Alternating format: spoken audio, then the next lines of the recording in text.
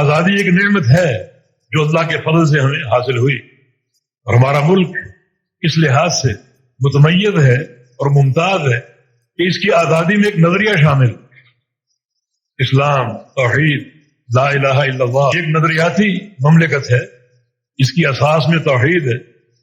یہ الگ بات ہے کہ آزادی کے فوراً بعد ہی سے کوئی ایسی قیادت حاصل نہیں ہوئی جو قیادت کا حق ادا کر سکے، اس آیت کریمہ کی ترجمانی کر سکے کہ الذین ان مکناہم فی الارض اقاموا الصلاۃ وآتوا الزکاۃ وامروا بالمعروف ونہوا عن المنکر، کہ اپنے بندوں کو جب ہم زمین پر حکومت دیتے ہیں تو وہ نمازوں کا نظام قائم کرتے ہیں، زکوٰۃ کا نظام قائم کرتے ہیں، نیکیوں کا حکم دیتے ہیں، برائیوں کو مٹاتے ہیں۔ یہ چار بنیادی عناصر ہیں کسی بھی حکومت کی تشکیل کی۔ ایسی کوئی قیادت میسر نہ آ سکی جو تاسیس مملکت کے ان بنیادی عناصر کو پورا کر سکے، اور یہ ایک المیہ ہے بہت بڑا کہ جو ایک نظریہ تھا اس مملکت کی تاسیس کا وہ آج تک پورا نہ ہو سکا، بلکہ روز افزوں جو قیادت آ رہی ہے اس نظریے سے انتہائی دور، اس کا فہم تک حاصل نہیں، ادراک تک حاصل نہیں، اور اس کی سوچ تک میسر نہیں۔ یوں ہمیں آزادی جسم کی حد تک مل گئی لیکن عقل، روح، قلوب اور اذہان کی آزادی میسر نہ آ سکے۔ ہم غور کریں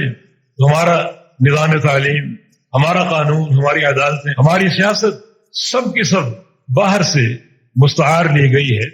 ہمارے پاس قرآن و حدیث کی دولت موجود ہے، اور قرآن و حدیث نے پورا نظام پیش کیا ہے، سیاست کا بھی، عدل کا بھی، تعلیم کا بھی، ہر چیز یہاں موجود۔ لیکن ان تمام چیزوں سے انحراف موجود اور قائم ہے۔ اللہ رب العزت اپنی نعمتیں عطا فرماتا ہے اور اپنا فضل عطا فرماتا ہے، لیکن کچھ اسباب کے ساتھ۔ احفظ اللہ یحفظک، تم اللہ کے دین کی حفاظت کرو، اس کی حدود کی حفاظت کرو، اس کی توحید کی حفاظت کرو، اس کے پروٹوکول کی حفاظت کرو، اللہ رب العزت تمہاری حفاظت کرے گا۔ یہ تقسیم شروع سے قائم ہے۔ آسمان والا زمین والوں پر اپنا فضل نازل فرماتا ہے، بشرطے کہ زمین والے آسمان والے کا حق ادا کرے، اس کی عبادت کا، اس کی اطاعت کا، اور اس کے دین کے فہم اور تنفیذ کا، تو یقیناً اللہ کا فضل حاصل ہوگا۔ لیکن آج چونکہ ہم نے آسمان والے کے نظام سے ایک طرح سے بغاوت اختیار کر رکھی ہے، اور یہاں ہر چیز امپورٹڈ ہے باہر سے، سیاست بھی فرنگی اور قانون بھی فرنگی اور تعلیم بھی فرنگی، تو پھر اللہ رب العزت کا فضل اور اس کا احسان ہمیں کیسے حاصل ہو سکتا ہے؟ اس طرح اپنے نظریے سے ہم نے سراسر انحراف اختیار کیا ہوئے۔ رسول اللہ صلی اللہ علیہ وسلم کی حدیث ہے کہ ان الخیر لا یأتی بالشر، کہ خیر کبھی شر کے راستے سے نہیں آ سکتا۔ شر جو ہے وہ خیر کو نہیں لاتا، شر جو ہے وہ شر کو لاتا ہے۔ ہم نے اپنی قیادت کا چناؤ جس راستے پر قائم کیا ہوا وہ شر ہے، جمہوریت شر ہے۔ کتنا ہے یہ قطعاً اسلام کا راستہ نہیں ہے، دین کا راستہ نہیں ہے۔ اس راستے میں اسلام سے بغاوت ہے، توحید سے بغاوت ہے، اسلامی اصولوں سے بغاوت ہے، اکثریت کا حکم، اکثریت کی حکومت، یہ کوئی قاعدہ نہیں، یہ انسانوں کی اختراع ہے، یہ خالق کائنات کا قانون نہیں۔ خالق کائنات کے قانون میں اللہ رب العزت کی حاکمیت ہے، اکثریت کی نہیں۔ اکثریت ایک بت ہے جس کو پاش پاش ہونا چاہیے۔ رسول اللہ صلی اللہ علیہ وسلم کی حدیث ہے کہ انما الناس كإبل مئة لا تكاد تجد فيهم راحلة، لوگوں کی اکثریت اس کی مثال اس شخص کی سی ہے جو 100 اونٹ پالتا ہے، کھلاتا ہے، پلاتا ہے۔ بظاہر اونٹ تو بہت ہے مگر ان میں سواری کے قابل کوئی نہ ہو، اس کے کام آنے والا کوئی اونٹ نہ ہو، پھر 100 کی تعداد کا کوئی فائدہ نہیں۔ تعداد بہت بڑی ہے، ایک بڑا سرمایہ ہے یہ، لیکن وقت آنے پر کوئی کام نہ آئے۔ فرمایا کہ یہ مثال ہے لوگوں کی کثرت، اکثریت کی کبھی تعریف نہیں کی گئی۔ اکثر ہم للحق کارہون، اکثریت کا مزاج ایسا ہے کہ ہر دور میں لوگوں کی اکثریت حق کو ناپسند کرنے والوں کی ہے۔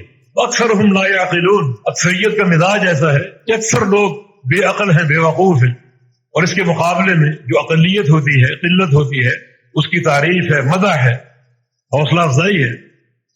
وقلیل من عبادی الشکور، میرے بہت تھوڑے بندے شکر گزار ہیں۔ منہم المؤمنون واکثرهم الفاسقون، مومن تھوڑے ہوتے ہیں، فاسق زیادہ ہوتے ہیں۔ آج اگر آپ دیکھیں جو کچھ ہو رہا ہے، مرد و زن کا اختلاط اور موسیقی کی محافل، اور 12 بجتے ہی دھماکوں کی آوازیں اور ایک شور، گراؤنڈ اور میدان بھرے پڑے ہیں، آزادی کے نام سے مقابلے ہو رہے ہیں، میچ ہو رہے ہیں، اور جمعے کا اہتمام نہیں ہے، تو پھر کیا یہ قوم آزادی کی مستحق ہے؟ جو اللہ رب العزت کے قوانین سے بغاوت کرے اور اس کے احکام کو پسے پش ڈال دے تو یقیناً یہ ایک بڑا انحراف اور الحاد ہے. میں نے عرض کیا کہ گئی گزری قوم یہودیوں کی اپنی آزادی کے لیے روزہ رکھتی ہے اظہار شکر کے لیے.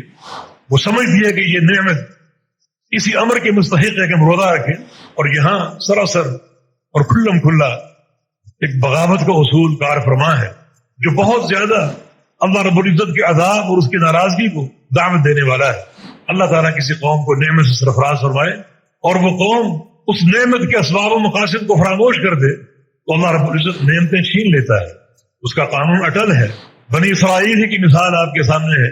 بنی اسرائیل کو پورے جہانوں پر فوقیت دی گئی جو کہ اعزاز تھا ان کے لیے. چاہیے تو یہ تھا کہ وہ اس نعمت کا حق ادا کرتے, اللہ کا شکر ادا کرتے. ایسا نہ ہو سکا. انہوں نے قدم قدم پر اللہ کی بغاوت کی. موسیٰ علیہ السلام سے ایک معاہدانہ رویہ تھا تو اللہ تعالیٰ نے اس اعزاز کو چھین لیا. اب یہ اعزاز امت محمدیہ صلی اللہ علیہ وسلم کو حاصل ہے. کنتم خیر امہ, تم سب سے بہترین امت. لیکن اللہ رب العزت کے اصول ہیں, قوانین ہیں, ان کی پاسداری ضروری ہے. اللہ تعالیٰ کسی کی محبت سے مجبور نہیں, وہ ذات مجبور نہیں ہے. اور نہ یہ سمجھا جائے کہ ہم امت محمدیہ ہیں اور ہم سے محبت کرنا اللہ کی مجبوری ہے. نعوذ باللہ. ہرگز. اس کے قوانین, اس کا نظام ہے, اس کی پاسداری کرنے والا اس کا مقرب ہے, اور اس نظام سے بغاوت کرنے والا اس کے فضل و احسان سے دور ہو جاتا ہے. تو ان قواعد اور قوانین کا احترام ضروری ہے. اور یہی دن جو بار بار آتا ہے ہمیں یاد دلاتا ہے اس نعمت کی قدر و قیمت.